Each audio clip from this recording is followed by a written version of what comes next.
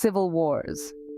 When most people hear those words, their minds jump to destroyed buildings and smoke-filled streets.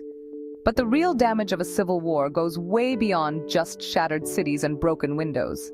Today, I want to talk about what's really at stake when a nation turns on itself. First off, civil wars rip apart communities. Friends, neighbors, even families can find themselves on opposite sides. Suddenly, trust is gone.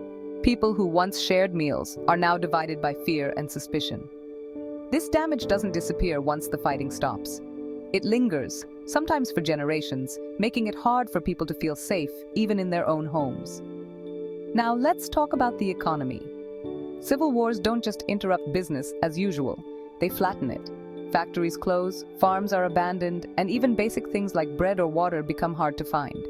Money loses value, jobs vanish, and for many, survival becomes a daily struggle. And when the dust settles, rebuilding an economy is a slow, uphill battle. But it gets worse. Civil wars can ruin a country's education system. Schools close because they're too dangerous, or they're used as shelters or military bases.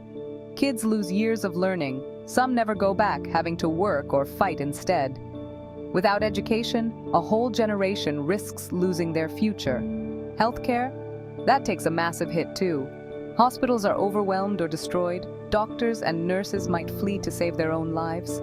Diseases spread faster, especially when clean water and medicine are hard to find. Everyday health problems become deadly just because there's no one left to help. And then there's the psychological cost. The fear, the violence, the uncertainty, it all adds up. Millions of people are forced to leave their homes, living as refugees or internally displaced, never knowing if they'll return. The trauma sticks with them, making it tough to rebuild trust or hope for a better future. So, civil wars don't just tear down buildings. They tear at the very fabric of society. They destroy relationships, economies, education, health, and hope. And the worst part? The damage doesn't end when the fighting does. It can haunt a nation for decades. That's why understanding the real cost of civil war matters. It's not just about what's lost today, but about what could be lost for generations to come. Thanks for listening. If this made you think, maybe share it with someone else.